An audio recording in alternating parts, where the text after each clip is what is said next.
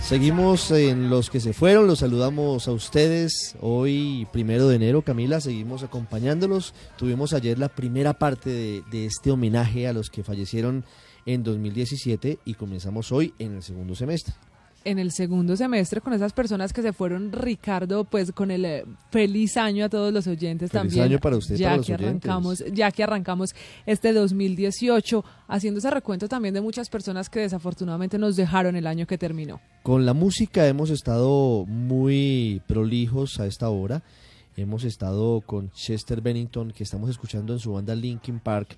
Murió el 20 de julio de este año, el hombre detrás de la voz de esta banda que había nacido en 1976, el 20 de marzo, pero desde muy pequeño había tenido problemas con las drogas. Eso, sobre todo, Ricardo, es después de que sus padres se separaron a los 9 años. Había empezado a usar ahí de la marihuana, a usar del alcohol, incluso pues de LSD hasta los últimos años de su vida.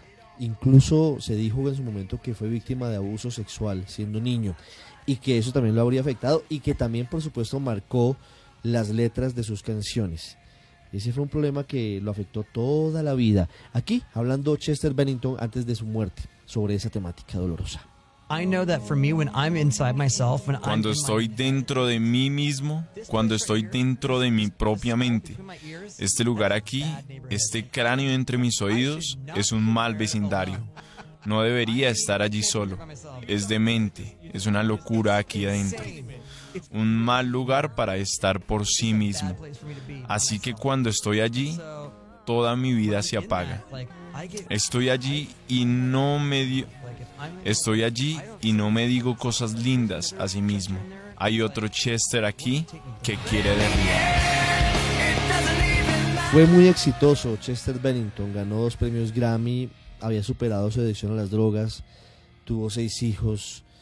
Finalmente, en el fondo tenía aún rezagos de esas adicciones y se suicidó, se ahorcó el 20 de julio del 2017 en su casa en Palos Verdes, en California. Solo días después de su muerte, Ricardo, su esposa, logró publicar esos últimos momentos con su familia, de él compartiendo con sus hijos, de él riéndose con su familia, acompañado de un mensaje muy triste también que recordaba pues toda la vida del artista. La depresión no tiene rostro ni humor.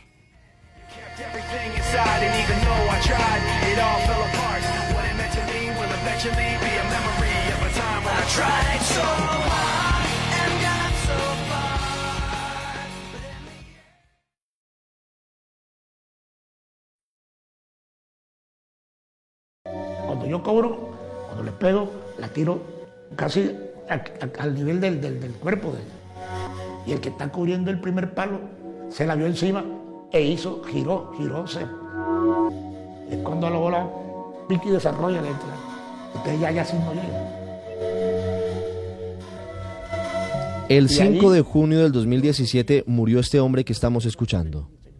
Ahí es cuando verdaderamente se cae Rusia. Es Marcos Kohl, el hombre que hasta ahora ha sido el único jugador de fútbol que ha hecho un gol olímpico en una Copa del Mundo. El histórico mundialista de la Selección Colombia. En 1962, en el histórico partido contra Rusia en Arica, Marcos Kohl cobra el tiro de esquina y hace el gol olímpico a Lev Yashin. Era el mejor portero de la época, conocido como la Araña Negra. Pensó Yashin que el centro de Kohl desde la esquina iba por arriba, se confía, va por abajo, pica el balón y entra. Y esa es una imagen que va a quedar para siempre registrada en la historia de los mundiales y de la que vivimos los colombianos muchos años en materia de fútbol. Lo único que teníamos para mostrar era el 4-4 y el gol olímpico de Marcos Kohl. Que se suma también a ese nombre que enorgullece, por ejemplo, a los hinchas del Deportivo Independiente Medellín, porque después de su debut en Barranquilla pasó a los equipos del Rojo de la Montaña. Claro que sí, estuvo en el Sporting de Barranquilla, que ya no existe, estuvo en la Selección Colombia de Adolfo Pedernera cuando era su técnico, y otra parte de la narración que hacía el olímpico Marcos Kohl de lo que fue ese partido increíble, porque Colombia iba perdiendo 4-0 y termina empatando 4-4. Eso se volvió loco. El estadio, y fíjese usted, allá en Chile, se adelantaron una cosa como esta en Chile, en el estadio, se dio. Y Colombia, y nos aplaudió Colombia, entonces Y para rematar, el partido se pone mal en el core y levantamos nosotros y ¡pum! Murió exactamente, Ricardo, 2 días antes de cumplir 55 años de esa hazaña, de ese gol olímpico que, como usted nos contaba ahorita, pues permitió el empate de la Selección Colombia. 28 años vivimos de ese recuerdo, exactamente, hoy todavía lo tenemos y por eso rendimos este homenaje. Pero desde 1962 hasta 1990 lo único exitoso del fútbol colombiano había sido esto. Bueno, el subcampeonato de la Copa América en el 75, pero vivíamos de Marcos Coll.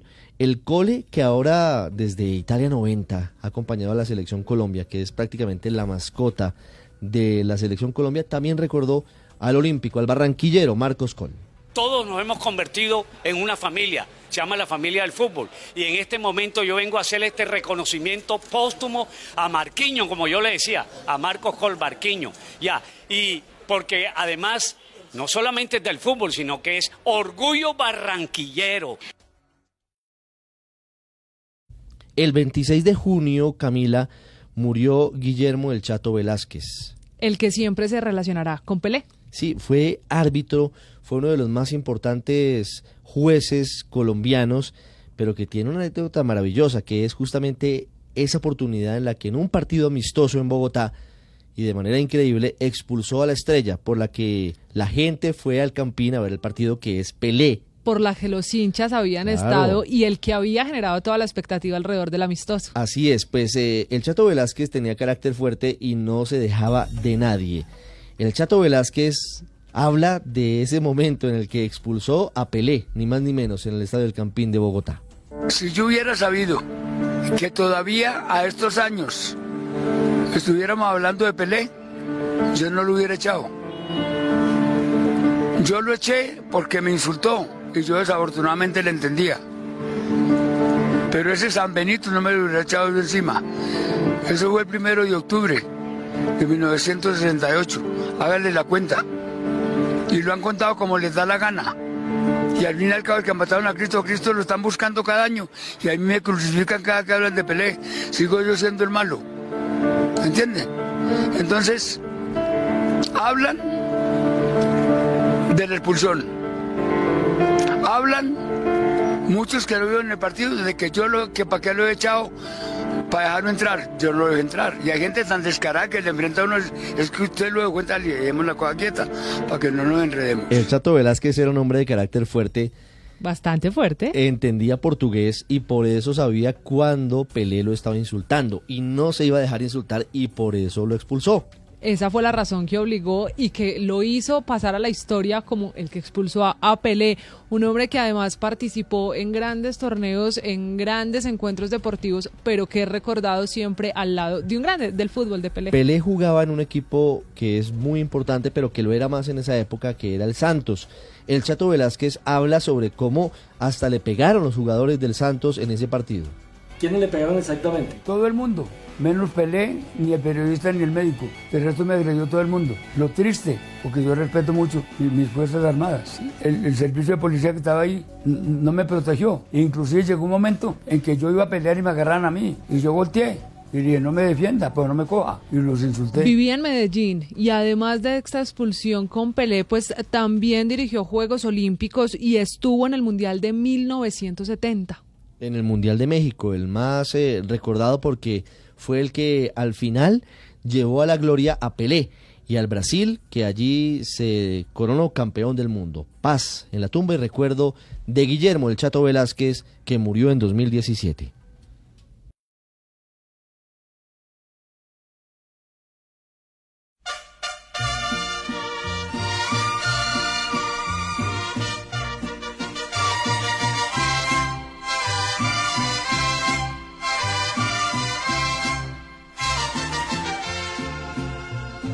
Ya estás tejiendo la red, como en aquella mañana en que te di mi querer, cuando te vi en tu ventana. Muy tarde amor, vine a música, México, ni qué decir también del cine. Tiene Aquí muchas aristas Alicia Juárez, que murió en 2017, el 26 de agosto. Estamos escuchando una de esas canciones clásicas del folclore mexicano, como es La Araña, que interpretaba maravillosamente y había sido la inspiración, Camila, además de nada más y nada menos, de su talento, y había sido una inspiración muy grande de uno de los más grandes de los grandes. Estamos hablando de José mexicana. Alfredo Jiménez. Así es. El ícono de los mexicanos. Empezó su carrera Alicia Juárez a los 16 años y con solo 17 empezó ese romance con José Alfredo Jiménez. Se casaron en 1970. Sí. Pero hubo dificultades serias en el matrimonio. Lo acompañó hasta su muerte.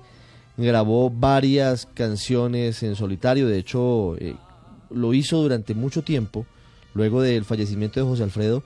Pero sin duda, la más importante, o por lo menos la más reconocida por muchos, es esta La Araña. Canción. Y hay otra que cantó con José Alfredo Jiménez que también es muy, muy recordada, que es Si nos dejan, en esta versión.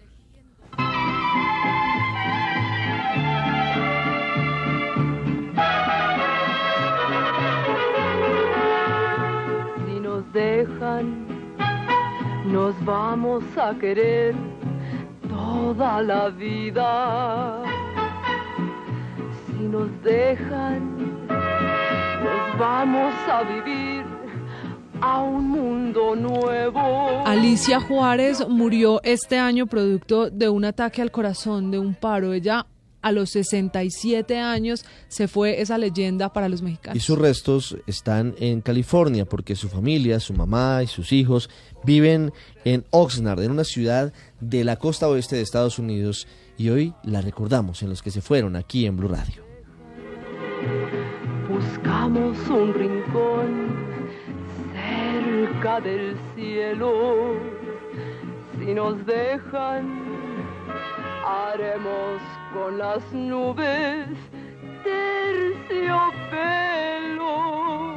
Y ahí, juntitos los dos. El 12 de septiembre del 2017 murió el monje loco. No se asusten, así se conocía a Elmo Valencia. Elmo Valencia fue uno de los escritores y poetas caleños de la época del nadaísmo que dieron mucho de qué hablar.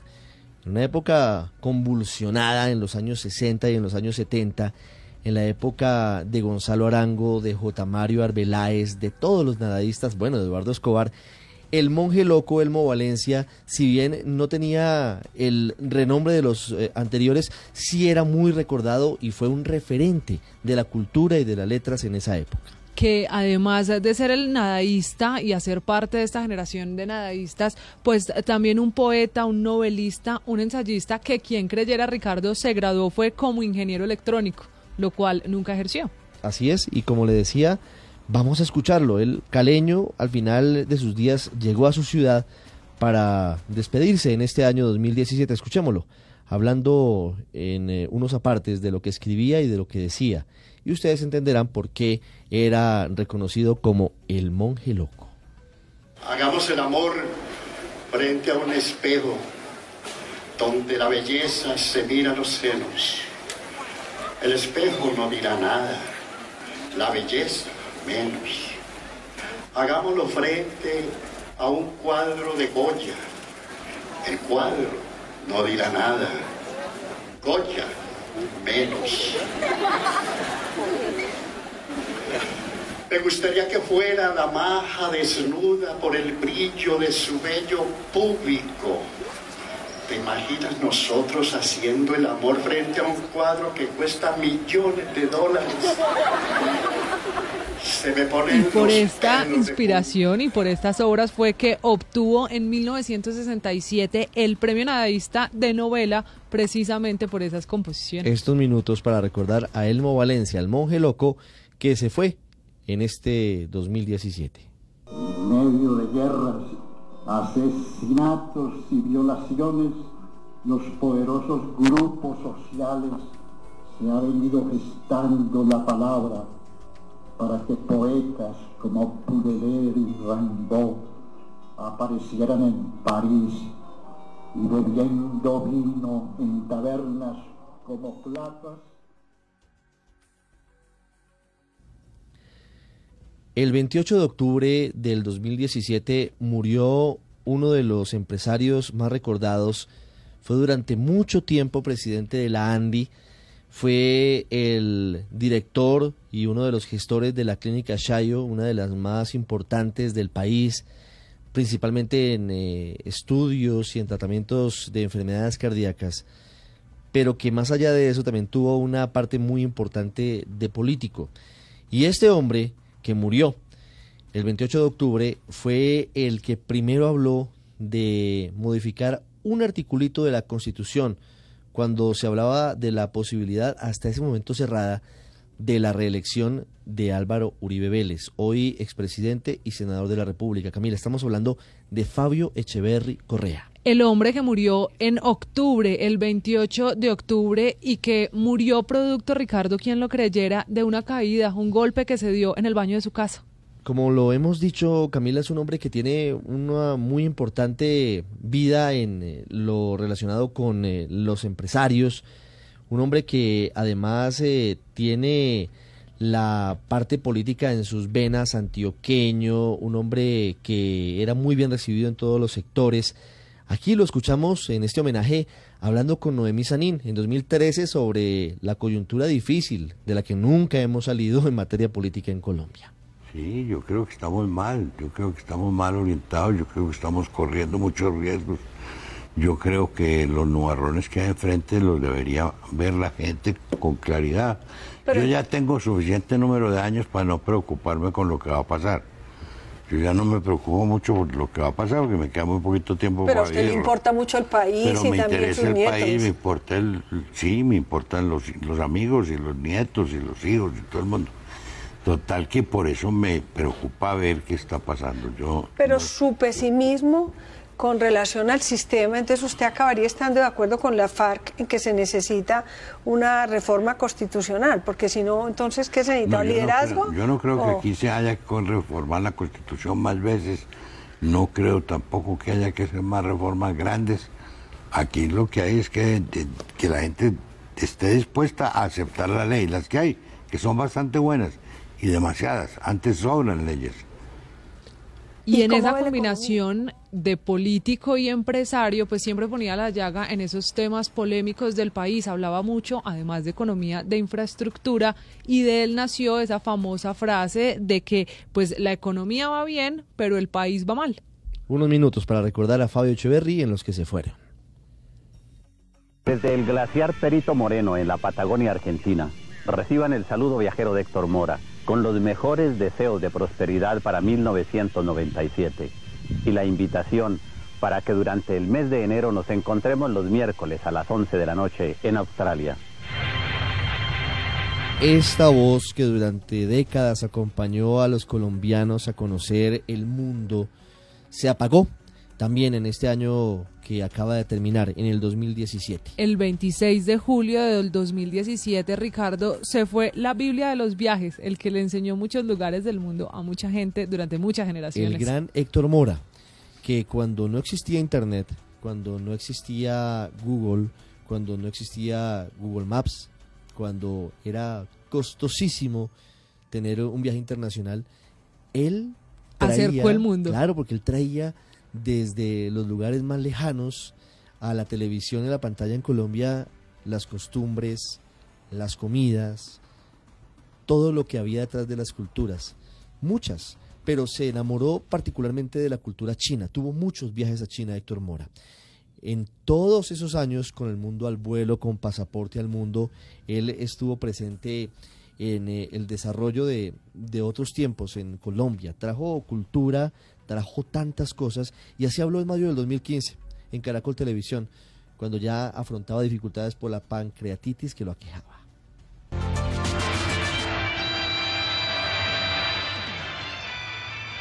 Cuando no había Google y la tecnología no ofrecía tantas posibilidades como ahora, millones de colombianos nos subimos cada 8 días en un viaje a mundos lejanos y desconocidos con Héctor Mora. Aquí en el Centro Espacial de la NASA. Más de 100 países recorridos, aventuras y recuerdos que, como él cuenta, ya empezaron a pasar en la factura. Por desórdenes en comida durante unas décadas, comer de todo a distintos horarios y abusar de grasas y de cosas y todo eso, entonces me produjo una pancreatitis que no es crónica, afortunadamente.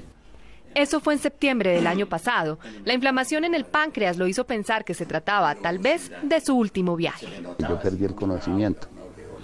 Entonces ya me cogieron de inmediato y me pusieron, según cuentan, me aplicaron como para revivirme y me metieron a cuidados intensivos y ahí estuve 4 días. Esa voz inconfundible para los colombianos, la de Héctor Mora. Con siempre su filosofía de vida de cómo serán los días en otros lugares distintos a Colombia. Por eso siempre los viajes buscando lo más distinto a lo nuestro. Ahorita lo hablábamos, por ejemplo, a China, pero también cómo será y cómo eran los rituales, muchos de lugares un poco más exóticos, incluso un personaje pues que no fue muy lejos, pero acercó también mucho la cultura. Haití fue otro de sus sitios favoritos. Fue a varios lugares y así recordamos otra parte de los programas de Héctor Mora, del hombre del mundo al vuelo.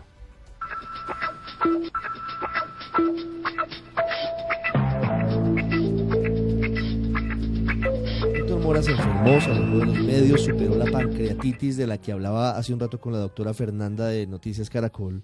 Y regresó a los medios. Regresó, pero luego se volvió a grabar, murió a los 77 años de edad, fue el maestro de muchas generaciones de periodistas en la radio y en la televisión.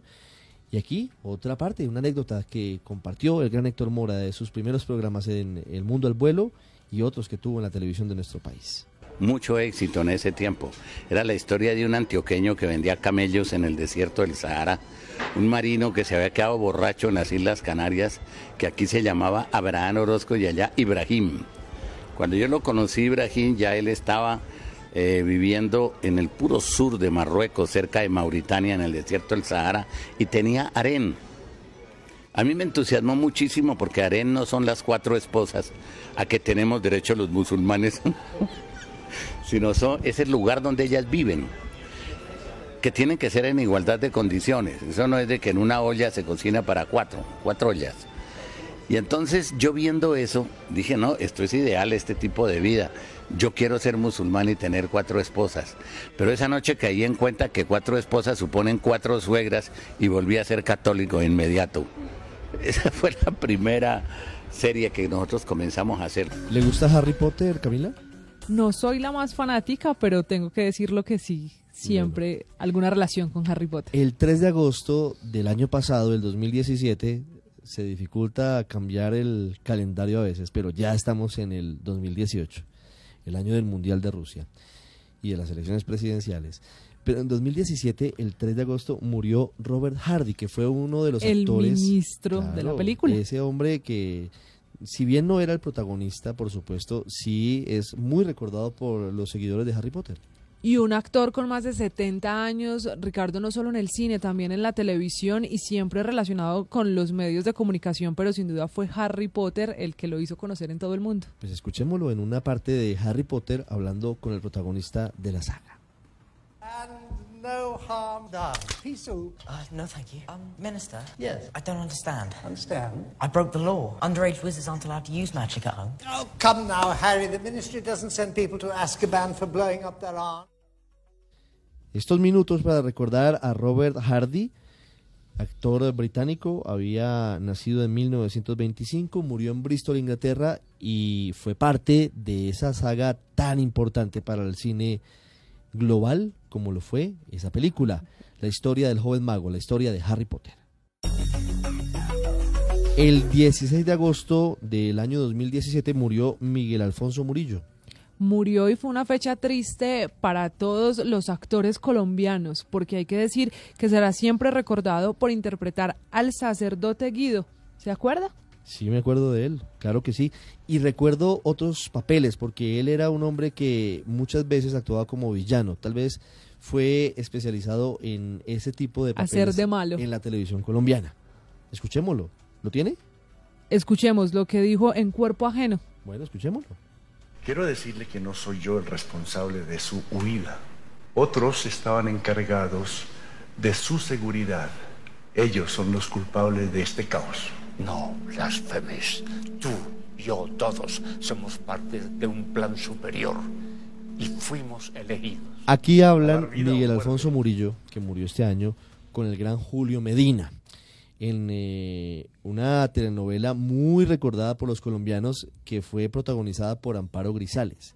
Pero Miguel Alfonso Murillo también fue actor de otras novelas, de La Venganza, actuó en la recordada Los Pecados de Hinojosa. Porque mataron a Betty si era tan buena. Otra, Tuyo es mi corazón, tantas producciones, sobre todo telenovelas, ¿no? Sí, siempre en la pantalla chica y siempre, como lo decíamos ahorita, haciendo de antagonista. Escuchemos estos minutos para recordar a Miguel Alfonso Murillo.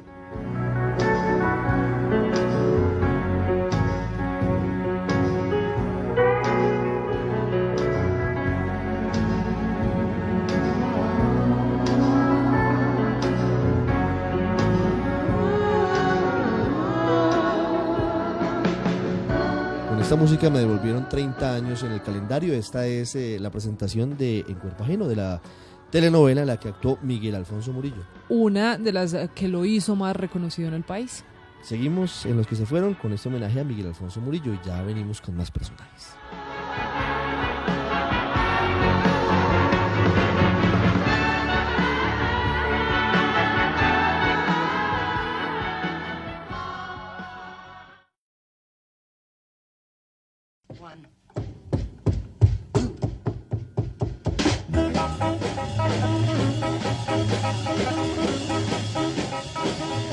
¿Le gusta esta música, Camila? No mucho, no es de mi generación. No, pues tampoco es de mi generación, pero sí me gusta porque son los primeros acordes del rock and roll. Y porque es también, o se relaciona también con los mejores tiempos del humor. Claro que sí. Jerry Lewis fue cantante, fue actor, fue productor de cine y lo recordamos porque se fue en 2017, el 20 de agosto, ¿no? Porque fue uno de esos personajes que en el segundo semestre del año se fue después de más de 20 años, Ricardo, pues de estar trabajando y relacionado no solo como cantante, sino también pues con todo su trabajo en el dúo que hacía también de humor. Vamos a escucharlo en ese dúo justamente en uno de los momentos humorísticos. Tenía humor, pero también tenía música. Intentaba hacerlo, aunque a veces lo hacía en tono burlesco. Sing Vita Bella, Vita Bella, hearts will play, tippy tippy tay, tippy tippy tay, like a gay tarantella. When the stars make you drool, just like a pasta fazool, that's amore. That's amore. When you dance down. El actor había sufrido varios problemas de salud, incluso en 1982 había sido declarado clínicamente muerto. Y logró superar esa situación, tuvo cáncer de próstata por allá en el 97 y finalmente el 20 de agosto de este año murió. Jerry Lewis, a quien rendimos homenaje hoy en Los que se fueron. When the stars make you drool, just like a pasta fazool, that's amore.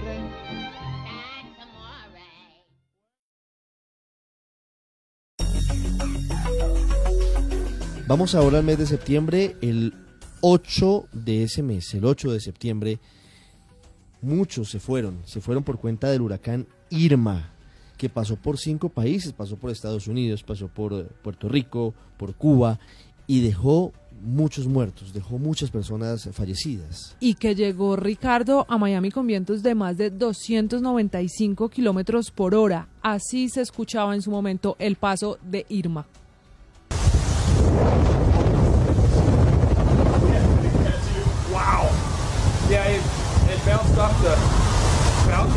La potencia del viento, 120.000 millones de dólares fueron las pérdidas totales del paso del huracán Irma.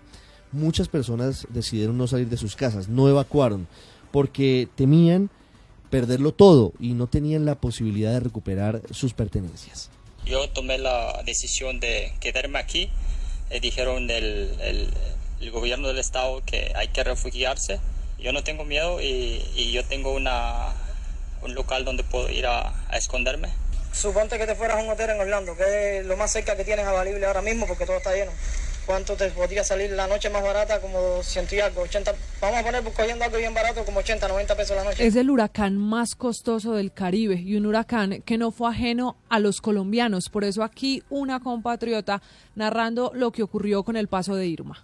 En este momento hay varios árboles caídos, ramas partidas y tiradas por todas las calles, mucha lluvia, mucha brisa y el ruido es impresionante, se siente muy fuerte las ráfagas de viento. Veo que hay láminas de las que protegen las ventanas que ya se están empezando a soltar en algunas casas y esperemos que no se vuelen porque son proyectiles que pueden hacer mucho daño, causar muchos daños a los carros o a las casas y la verdad pues nadie debería estar en la calle en este momento. La tormenta del huracán causó catástrofe en Barbuda, en San Bartolomé, en San Martín, en Anguila y en las Islas Vírgenes. Fueron más de 134 personas fallecidas. Un huracán que llegó a categoría 5, Ricardo, y que deja pues este año que ya terminó una de las peores tragedias para el Caribe.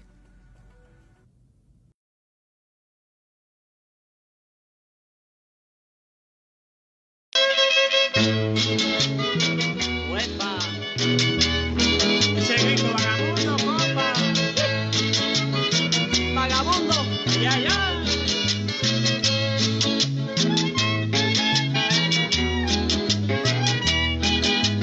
Arriba, compa, estoy. Arriba, Lucho. ¿Cómo me compongo yo en el día de hoy?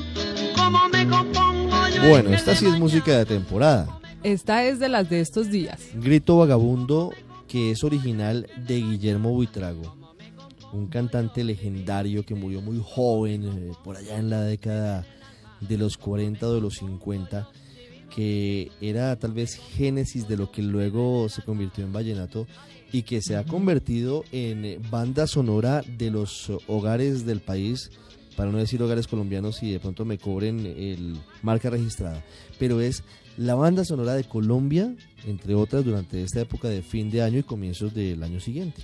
Que es también eso que nos recuerda a Buitraguito. Que es justamente el protagonista porque el 11 de septiembre del año pasado murió este hombre, Buitraguito, que se hizo famoso interpretando las canciones del original Guillermo Buitrago. Canciones que nos han acompañado por mucho tiempo, muchas generaciones y que siguen siendo la que por estos días pues alegran a los colombianos. Hay que recordar que murió producto de varios achaques de salud, esto en Tolima. Sí, murió en Piedras, en un municipio del departamento del Tolima, y había estado hace pocos meses aquí en Caracol Televisión y así habló en la que fue después su última entrevista, Buitraguito. Bueno, tú no tienes mucha información. Él, como te dijera yo, él comenzó su carrera artística por allá en el año de 1946-47. Bueno, en este momento acabo de cumplir 88 años. 88 años tenía Julio César San Juan Escorcia, que era el nombre de pila de Buitraguito. Por el que muy pocos lo conocemos, yo creo que a todos nos suena Buitraguito, pero su nombre de pila no. Se había ganado la vida al principio Ricardo como zapatero, pero la música era lo que recorría sus venas, por eso fue él el que inmortalizó y con su voz pues dejará para la historia esta música propia de nosotros los colombianos en fin de año. ¿Ha bailado el ron de vinola? Claro que sí. Escúchelo. Mi compadre Lorencito tiene una mujer maluca, viéndola por debajito. Ay, como me gusta, mi compadre Lorencito tiene una... El 19 de septiembre el protagonista es otro hecho que enluta América Latina. En México, un terremoto que dejó centenares de muertos. Así se registró este movimiento telúrico que afectó gran parte de ese país.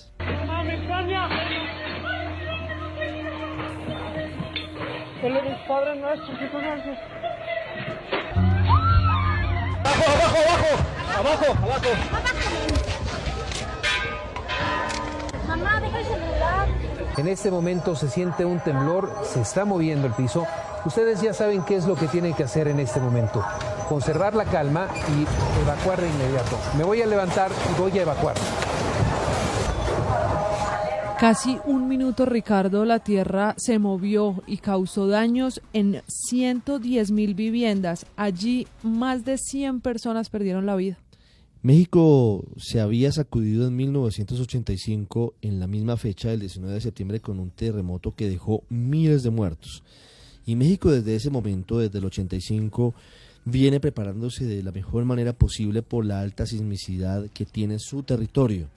2 horas antes de ese terremoto se había realizado un simulacro de evacuación.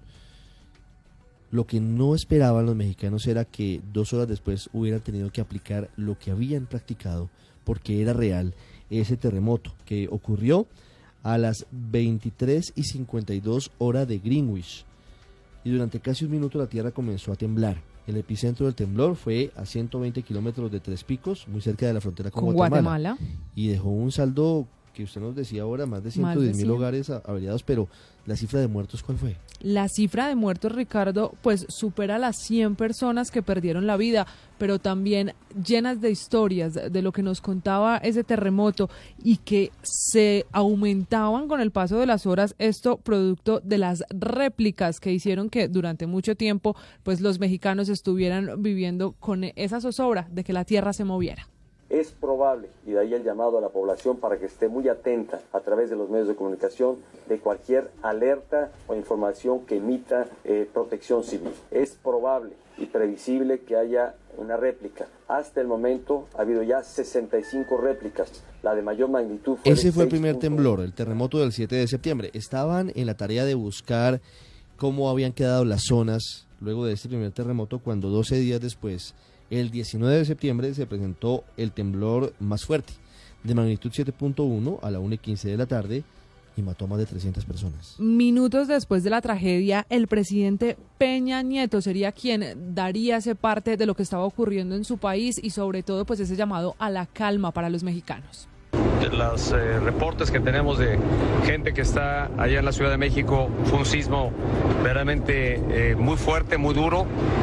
Todavía difícil a estas alturas tener una cuantificación. Empieza a haber un despliegue ya de Fuerzas Armadas sobre todos los lugares donde ha habido reporte de que hubo daños, de personal de Protección Civil. Se ha instalado ya el sistema de emergencias para la Ciudad de México. El saldo final de este terremoto del 19 de septiembre es de 369 muertos, pero a pesar del dolor que significa la pérdida de, aunque fuera una sola vida humana, Camila, es muy bajo el índice de fallecidos ante un evento de esta magnitud frente a lo que ocurrió en el 85. Claro, porque en ese momento, Ricardo, estamos hablando de 20.000 personas fallecidas. En medio de la tragedia, pues esa comparación para los mexicanos era también la demostración de lo que habían aprendido y de lo que, como decíamos al principio, pues siguen hoy aprendiendo en medio de las probabilidades altas que tienen de que se repitan los sismos. Un homenaje hoy a los 369 muertos el 19 de septiembre por un terremoto devastador en México. El 27 de septiembre del 2017, año que acaba de terminar, murió un hombre que pudo haber definido la cultura norteamericana en el siglo XX. De alguna manera, el hombre que marcó un estilo de vida, el hombre que marcó la industria editorial, el mundo de las revistas, pero que luego amplió su emporio a muchos otros negocios. Y que es hoy recordado sin duda por todas esas actividades, pero sobre todo por la revista Playboy. Exactamente, por eso el mundo de las revistas lo lleva a él a tener una de las más representativas, Playboy, ese ícono de las revistas para hombres, en donde posaron entre otras desnudas Marilyn Monroe, pero que además tenía contenido para hombres, es decir, no solamente eran las fotos, sino también artículos.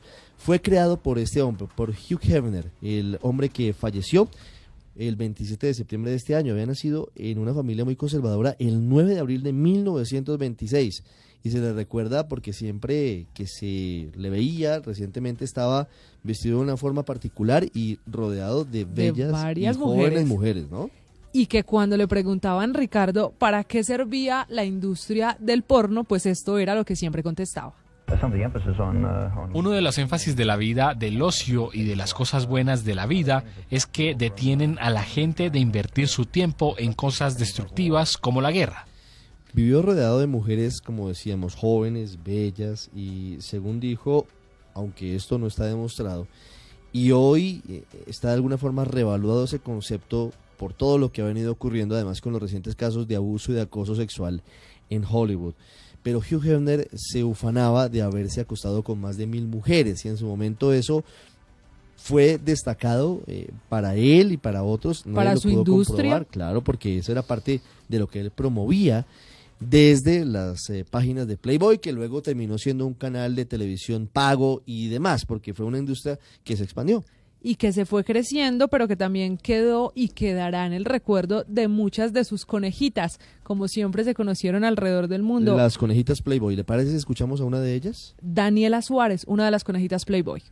No todas, pero era como una condición las que estaban ahí, las que estuvieron en el reality tenían que estar con él, eran sus novias, era él como el jeque con sus 3 mujeres y hacía sus fiestas y a veces tenía que pasar, decían 2 minutos una, 2 minutos la otra y así para soportar eso. Por eso se drogaban y todas terminaban muy mal psicológicamente porque después yo creo, no sé, después de darse cuenta de todo lo que hicieron por querer fama y a muchas no les resultaba y a otras sí. Era un mundo pesado, un mundo difícil, porque en medio de la situación, como lo escuchábamos de la boca de Daniela Sánchez, pues era un mundo muy complejo. 100 mujeres, un solo hombre, las relaciones que se podían tejer, lo que había detrás para poder llegar a la fama, si esto era realmente por llegar a Playboy. Y si hoy estuviera vivo Hugh Hefner, no quisiera imaginarme qué hubiera ocurrido frente al escándalo de acoso sexual y de abuso sexual que está en boga en Hollywood, en la política y en la justicia estadounidense. Y es que precisamente se ufanaba de eso, Ricardo. Entre sus frases están que para conquistar a las mujeres, pues decía, se basta con mi nombre. Y con eso, pues resolvía él el problema de la conquista. Esto contestó cuando le preguntaron en algún momento si tenía miedo a envejecer. No, I don't think so, and particularly not these days. I mean, got a remarkable reaffirmation. No, en lo absoluto. No pienso eso. Si pudiera hablar con los ciudadanos mayores en todos los lados, les diría que la edad es solo un número. Si estás saludable y si tu cabeza está en su lugar y si tienes una gran cantidad de Viagra, mucho mejor. Murió a los 91 años Hugh Hefner en su mansión, famosa mansión Playboy, en un medio paro de lujos, cardiorrespiratorio. Murió por un paro cardiorrespiratorio y pidió ser sepultado al lado de la mujer que seguramente fue la que le dio el empujón para crear su emporio. Marilyn Monroe. La cantidad de ejemplares de la revista Playboy cuando se desnudó Marilyn Monroe vendidos en Estados Unidos rompieron récord y fue el inicio de esa gigantesca carrera y el emporio que significó. Un dato curioso: Hugh Hefner no conoció personalmente a Marilyn Monroe, pero ella fue la portada de la revista seguramente más famosa, de la Playboy más recordada por todos. She's a good girl, loves her mama, loves Jesus. Well, I won't back down. No, I won't back. El 1 de octubre, ya estamos concluyendo, nos acercamos al final, murió Tom Petty, que fue otro hombre muy conocido de la música estadounidense, ¿no? Un hombre, Ricardo, que al principio no tuvo aspiraciones de ser músico, pero la vida lo encaminó por ahí con una carrera que empezó como solista. Y dice que no quería irse al mundo de la música, pero que escuchó a los Beatles y que eso cambió su vida. Dijo, mejor quiero tener una banda musical. Tuvo una banda que se conocía como Tom Petty y los Rompecorazones, y así sonaba en su momento esa agrupación de este hombre que murió este año.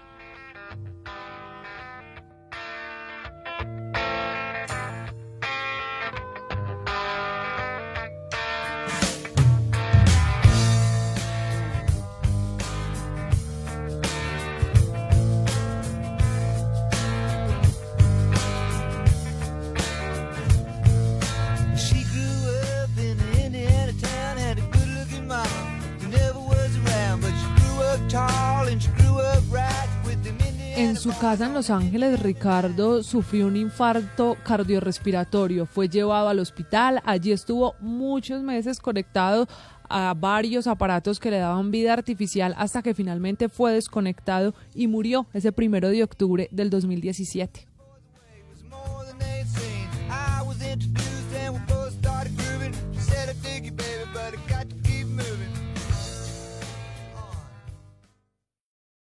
sido mi tema más importante con el cual la gente en todo el mundo me identifica. Se llama A mi manera.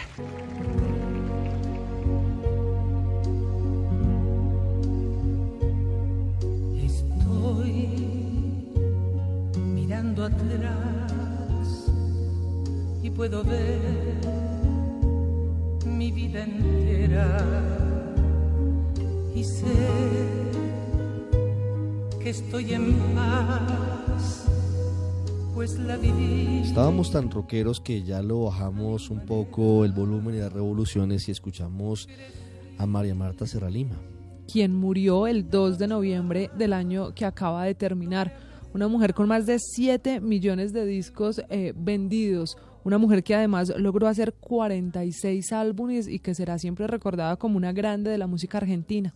Argentina, como usted lo dice, una mujer muy recordada, muy escuchada. En Colombia en los 70 y en los 80 tuvo varias presentaciones, varios conciertos, pero además le gustaba la política y hablaba de política. Aquí lo hizo hasta su última entrevista. Habló del presidente actual de la Argentina, Mauricio Macri, que ha tenido líos recientes por la reforma pensional. Hace un tiempo, creo que el año pasado, dijo que le gustaba Macri por muchas cosas y entre ellas porque era rico y no iba a robar. Bueno, al fin un hombre que tiene dinero, una buena posición, que es honesto, que no tiene por qué robar para salir de muy pobre, ¿no? Entonces dije, no creo que robe, y ya eso en este país, después de lo que pasamos, es casi un milagro, ¿no? Fue una mujer que sufrió de obesidad, que tuvo problemas en la columna vertebral, pero que siempre estaba de gira, siempre estaba con la música. Hasta que finalmente ese 2 de noviembre, Ricardo, por un cáncer de páncreas, esta mujer murió este año que terminó. Vivía a mi modo,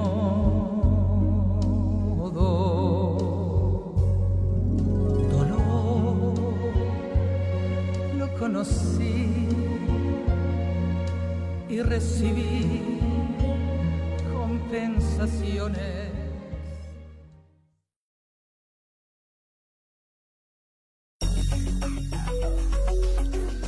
Y llegamos al mes de noviembre, pasamos de la música de Buenos Aires a la música de Titiribí.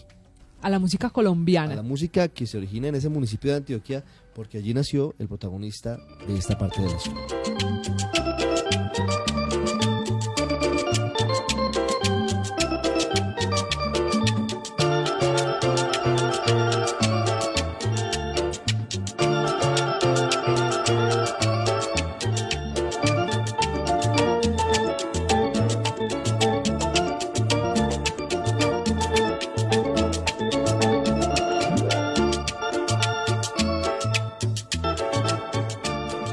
Jaime Yaro González, interpretando aquí Colombia, Tierra Querida, murió el 6 de noviembre del 2017. Un hombre, Ricardo, que deja siempre y dejará en alto la música colombiana, recordado no solo como un gran cantante, sino también como uno de los más grandes compositores que ha tenido el país.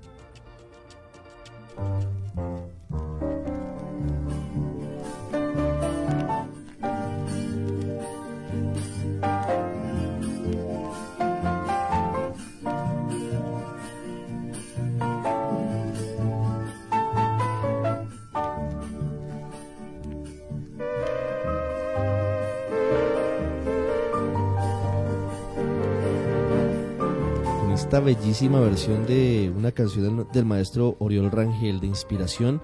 Seguimos recordando al maestro Jaime Yaro González con ese nostálgico sonido del scratch de los discos de acetato que hoy están un poco en desuso, aunque han retomado un poquito el mercado.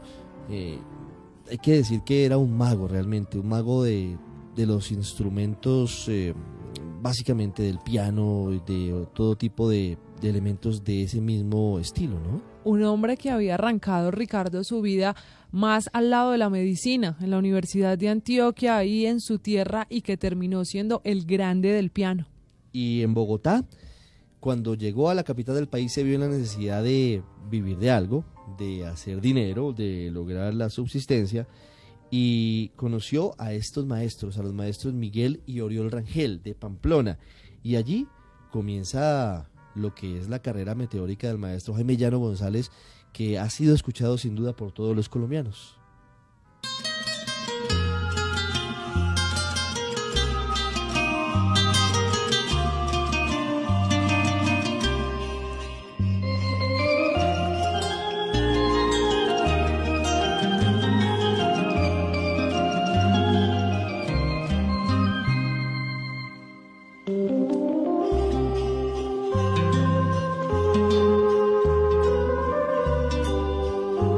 esta versión de Pueblito Viejo en el piano y con la música del maestro Gemellano González, que también es muy recordada, ¿no? Que hace parte de sus más de 80 trabajos, entre esos acetatos y también entre esos discos compactos. Fueron 60 años de carrera artística, de dedicarse a la música colombiana. Valses, pasillos, bambucos y cumbias como esta.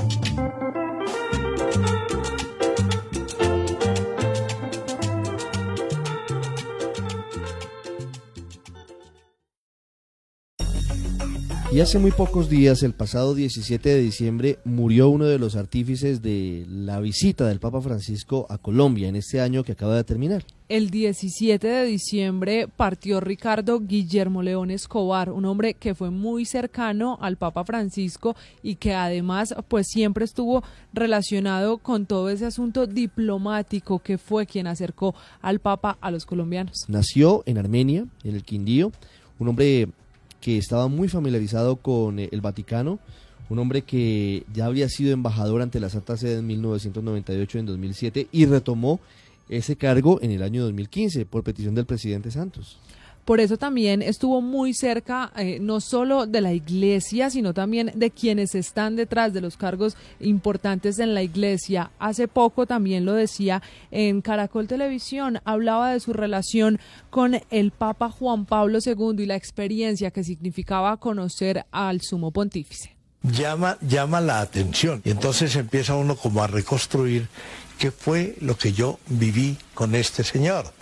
Y entonces los mínimos gestos se convierten en una especie de reliquia intelectual, espiritual, que uno dice, ¿qué fue lo que me dijo? Esta la voz del maestro Guillermo León Escobar, que se había graduado como sociólogo de la Universidad de Pontificia Bolivariana de Medellín, fue filósofo, teólogo de la Universidad de Bonn. De hecho, sus restos descansan ahora en Alemania, y fue asesor del Consejo Episcopal Latinoamericano, del CELAM, fue consultor en el Pontificio Consejo de la Familia, y en septiembre del año pasado habló justamente sobre la visita del Papa Francisco a nuestro país. Este hombre tiene gran parte de ese crédito de la visita del Papa Francisco a Colombia.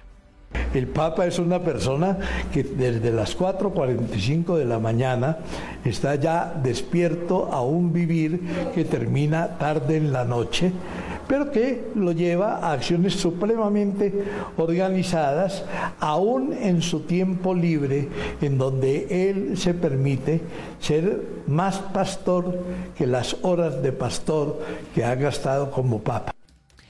Era Ricardo un hombre de los que más sabía del catolicismo en el país. Un vaticanólogo. Un vaticanólogo que también conocía perfectamente al Papa Francisco, y por eso pues habló de cómo fue la visita, la reciente visita que también nos deja el año que pasó del Papa Francisco. Hay un asunto muy importante, y es que el Papa siempre dijo que vendría a Colombia cuando los blindajes estuvieran listos, los de las víctimas, los de las propiedades, los de la dejación de armas, etcétera. Y cuando él se dio cuenta de que la buena voluntad del país, del Estado, del presidente de la República, estaban actuando a fondo y seriamente en esto, habló de la necesidad de que él viniera él mismo a hacer el blindaje espiritual de este proceso que se ha iniciado y que nos debe conducir a una paz con bien común, con respeto de los derechos humanos y justicia social. Con Guillermo León Escobar, que se fue en este año que acaba de terminar, en 2017, el 17 de diciembre, terminamos este recorrido haciendo un homenaje a esas personas que fueron importantes, influyentes, que dejaron un legado y que partieron en el año que acaba de terminar. que se fueron, músicos, empresarios, periodistas y tantas personas que lastimosamente se fueron en el año que terminó producto de esos desastres naturales. Usted, gracias por habernos escuchado en Blue Radio y puede vernos en bluradio.com con la reseña de cada uno de estos personajes que acaban de pasar por los que se fueron.